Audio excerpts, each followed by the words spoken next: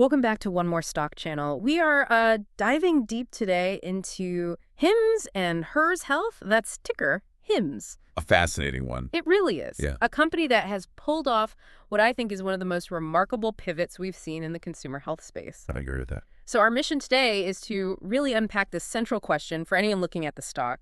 Is this the moment to buy the GLP-1 dip and bet on the future, or do you sell the risk, that big regulatory risk that's just, hanging over the whole model? Exactly. And just so you know, this deep dive is based on a really detailed write-up from the One More Money blog. Great piece. It is. If you prefer to read it, you can find the full article by clicking the link in the description. It'll take you right to onemoremoney.com. Mm-hmm.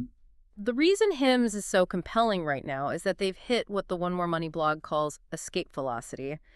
They're not what they used to be. Not at all. People are calling them the Netflix of medicine, but what does that actually mean in practice? Well, it's fascinating because to get where they are now, you have to look at where they started. For years, skeptics just dismissed HIMS. Oh, yeah, they called them a middleman. A commoditized middleman, exactly. Yeah. Just arbitraging generic pills, Viagra, hair loss meds, and wrapping it all in some slick marketing. The critique was always that there was no real moat, right? Just branding. Just branding. Yeah. But the shift, the thing that earned them that Netflix comparison, was the recognition that they weren't just selling pills. They were selling access. They were selling a subscription. And most importantly, convenience.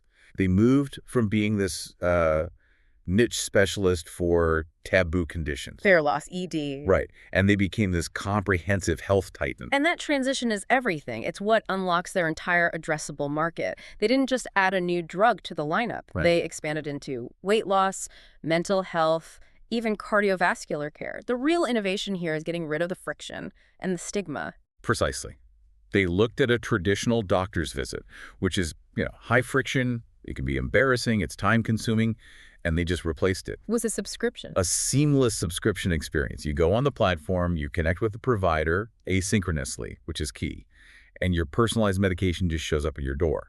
That's the consumerization that drives retention. And we should be clear, this isn't just theory. The numbers absolutely prove this transition is real. Oh, they do. The One More Money blog pointed to their Q3 2025 results. We're talking nearly $600 million in quarterly revenue. It's massive scale. And then there's the partnership with Novo Nordisk to sell Wegovy. That's big pharma basically saying, okay, you're a real channel now. A crucial distribution channel that can't be ignored. Okay, so let's unpack the technology. Because if HIMS is going to hold on to a premium valuation, it has to be more than just good marketing. It has to be the tech. The blog made this great analogy saying the medication itself, the pill, is just the pixel. So if the pill is the pixel, what's the platform? What's holding the image together? The platform is what they call the MedMatch engine. This is their proprietary backbone. MedMatch.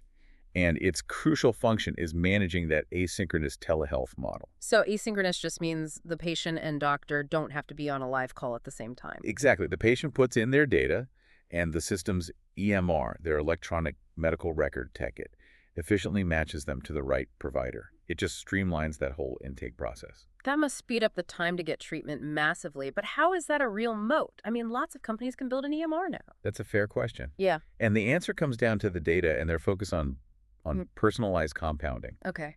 This is the real differentiator. A typical telehealth company just prescribes a standard FDA-approved drug. HIMS goes a step further. They use their own pharmacies to create custom dosage compounded medications. So that's more like high-tech manufacturing, not just distribution. That's a perfect way to put it. Think about the example the blog used, the hard mints lozenge. Right. It's a custom product. It can combine, say, 2 different treatments, maybe a hair loss drug and a heart health supplement, all in one personalized mint. I see. So that increases compliance because it's easier, but it also creates switching costs. Huge switching costs. Yeah. If you're on a personalized mint subscription from HIMS, you can't just go get that exact formula from a competitor. That makes perfect sense. The custom product tethers the user to the platform. Yeah. And that capability, that compounding, it informs their whole supply chain. It does. It lets them operate on 3 tiers now. 3 tiers. Yeah. First, you have the high volume, lower margin branded solutions. That's the Novo Nordisk Wegovy deal. Yeah. You need that for scale. Okay. Second, you have the really profitable proprietary personalized compounded treatments. That's the mints. Their secret sauce. Their secret sauce. Yeah. And third, they still offer the generic essentials for basic needs. It's a really sophisticated full-spectrum approach. And all of that just feeds the subscription flywheel, right? Which is the engine of their financial stability. Absolutely. It's all direct-to-consumer. Right. Over 90% of their revenue is recurring from these subscriptions. And by tying users to unique products like the HIMS Mint, they just lock in that retention. Exactly. And the unit economics, especially on their core products, are fantastic. We're talking 70, 80% gross margins on some of that hair and sexual health stuff. We are. Now, we have to be realistic. The branded GLP-1s like Wegovy, they're not going to have those margins. No way. They have to share that revenue with Big Pharma, so that's going to bring the average down. It is, but that's the strategic trade-off, isn't it? You trade some margin for massive volume and a huge market expansion. And what an expansion it is. Just by moving into obesity care, their total addressable market, the TAM, it just exploded. I mean, we're talking about a global obesity market that the One More Money blog projects will be over $100 billion by 2030. $100 billion from a company that started with generic hair pills? It's incredible. It is. And we can't just focus on the men's side. The hers vertical is absolutely crucial here. It's actually growing faster than the men's side, and it's strategically so important. It's tackling these huge underserved markets like menopause, mental health, dermatology. Things the traditional healthcare system has, frankly, ignored for a long time. Exactly. So HIMS is tapping into markets where consumers are very willing to pay cash for a solution that's easy and friction-free. And that cash pay model, that B2C model, really stands out when you compare them to the legacy telehealth players. It's the critical difference. Your Teledocs, your Amwells, they're primarily B2B. They sell to companies, they rely on insurance reimbursement. Which is a nightmare. It's a nightmare. It exposes them to volatility, regulatory changes with insurance, margin clawbacks. HIMS just bypasses all of that. It's a clean consumer transaction. Now, they do have direct competitors, right? Like Ro. They do, and it's actually really telling that Ro basically copied the HIMS strategy. Ro went out and partnered with Eli Lilly for Zephyr. Lilly Direct, yeah. That move just validates what HIMS did. It proves the value of these big pharma partnerships, but it also means the competition is very, very real. Okay, let's ground all this in the financial data. The Q3 2025 numbers are the proof. The numbers are definitive. You've got revenue at nearly $599 million for the quarter. Which is up, what, 49% year over year? 49%. Subscribers are climbing towards 2.5 million. That's up 21%. And they're profitable. Right. Adjusted EBITDA was strong, between 55 and 65 million for the quarter. And the guidance for the full year just reinforces that trajectory. They're projecting full year revenue between $2.335 and $2.355 billion. This isn't some small growth story anymore. They are a scaling platform. For sure. But, and this is a big but, we cannot discuss this growth without facing the elephant in the room. Regulatory risk, the GLP-1 cliff, as the One More Money blog calls it. That's the one. Let's spend some time on this because this is the single biggest threat to their high-margin business. So much of this growth came from offering compounded GLP-1s. Explain that risk. Okay, so when the FDA declares an official shortage of a major drug like Wegovy, a special rule kicks in. It allows specialized compounding pharmacies to create a chemically similar version to fill the gap.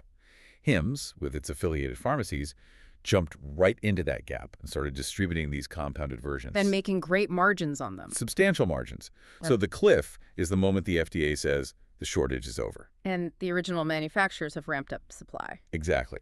When that happens, the FDA can, and usually does, crack down hard on the compounding. The fear is that this high-margin revenue stream for HIMS could just disappear almost overnight. A huge financial hit. So how do they hedge against that? What was the move? The move was that strategic partnership with Novo Nordisk.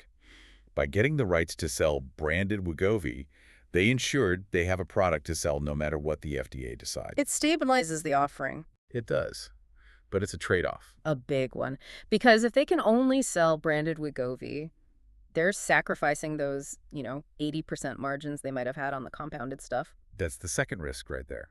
Margin compression. The revenue stays high or goes higher, but the profit per sale goes way down. It does. It's a risk, but you can argue it's a necessary one. Yeah. They chose volume and regulatory stability over just maximizing their margins in the short term.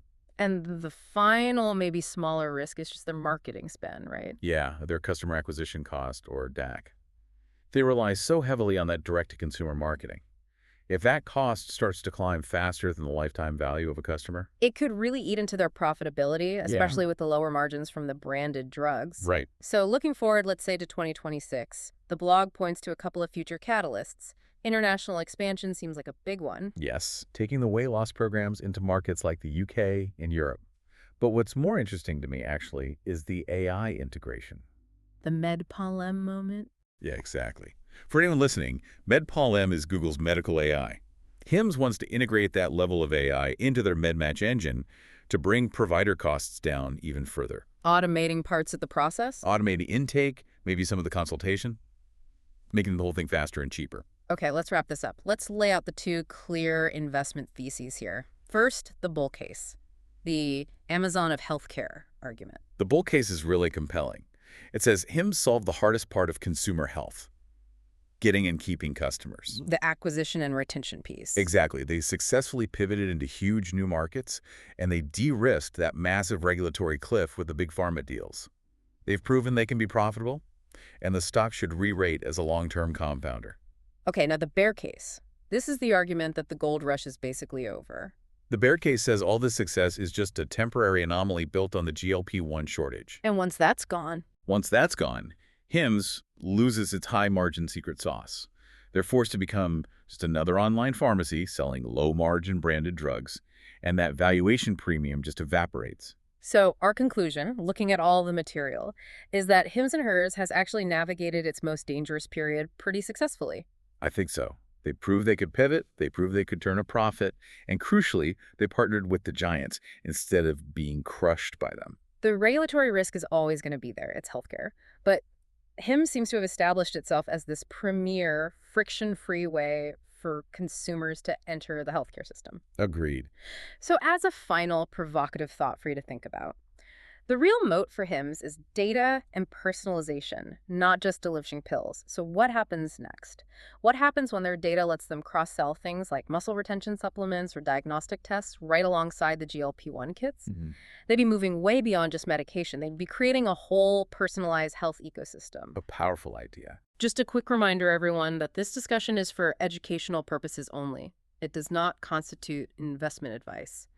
Please be sure to review the full disclaimer at the end of this video. And thank you for watching. If you're interested in U.S. stock investment and you enjoyed this deep dive, please subscribe to the One More Stock channel. That way you won't miss any of our videos in the future. We'd also love it if you'd like this video and comment below. Let us know what you think about this topic. Your feedback is really valuable. It is. We appreciate you joining us for this analysis. See you again in next stock analysis. Goodbye for now.